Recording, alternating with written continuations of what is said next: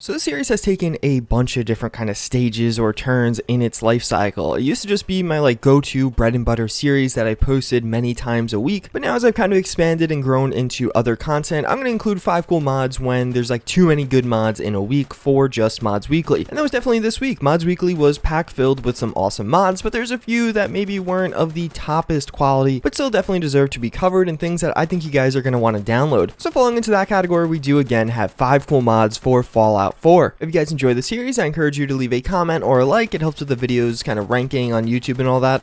But to kick things off, we have Mr. Crafty. This is going to be a portable robot bot companion that does have a built-in chemistry station. So this is really cool in concept, and even the execution is quite cool, but there's one feature I would love to see changed about it that I think would really take it to the next level. So again, basically this is going to be a portable chemistry station. You'll go up to the bot and then recruit him as your own. Then it'll kind of turn into this little box, which then you can use as a crafting station, which is kind of funny. He says he's going to change it into a proper crafting table in the future, but I kind of like the box. This is actually super viable. It works really well. Obviously, you have to be kind of on survival where you don't have an easy fast travel method, but there's a ton of times while playing Fallout 4 where you'll unlock something new or maybe get some components, even just a simple level up that you can craft something now at this crafting table. A lot of weapon mods and even other miscellaneous mods like Westtech Tactical Optics do have a bunch of things that you can craft at the chemistry station that would be pretty useful while mid-combat or mid-quest. In addition, just having this robot to store all of your junk into is super helpful. That's actually the one thing I want to see added to this is more crafting tables. Maybe increase this robot's carry weight just for junk items, so he's kind of that designated guy. You don't really want to give him your guns and all that, but just the junk you do find around. And then being able to enhance or upgrade your armor or weapons in addition to using the chemistry station, I think would make this a really cool mod. And although there's a few other things that do this out there, like portable crafting benches, none of them are a simple companion that follows you around. It's not going to take up your carry weight and actually alleviate some of your carry weight, and I just think that is a really cool concept. I'm excited to see where this mod goes in the future, and I think it will be surprisingly useful if you guys do end up downloading it.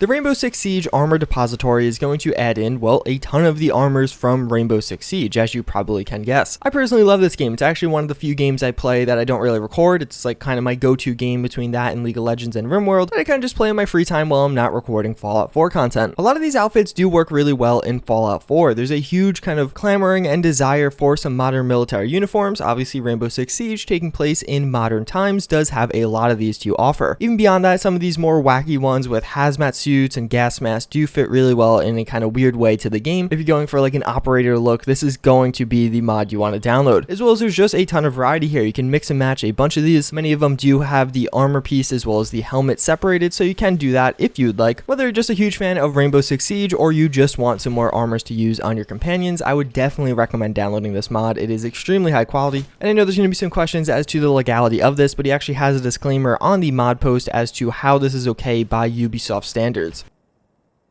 So we do have the Beretta PX4 Storm. So this is going to be a pretty simple weapon mod. It's going to add in this new pistol that does feature custom animations that are made by WarDaddy, those being the one-handed animations that you probably have seen in the past, as well as custom textures and a few cool attachments. At the end of the day, this is a pretty simple pistol mod. It's going to be very similar to some of the other ones out there. It does have custom sounds, which do make it stand out a bit, and the non-silent sound on this thing makes it sound like a freaking hand cannon. So really, this is going to appeal to people who, one, just like having a mass of weapon mod options in their game, and I'm sure there's definitely some of you out there, or other ones that maybe you just like this gun specifically. Again, there's no huge standout feature, but it still is a pretty high quality weapon mod. It checks all the boxes you would want it to, so if you do like it, I would definitely recommend downloading it.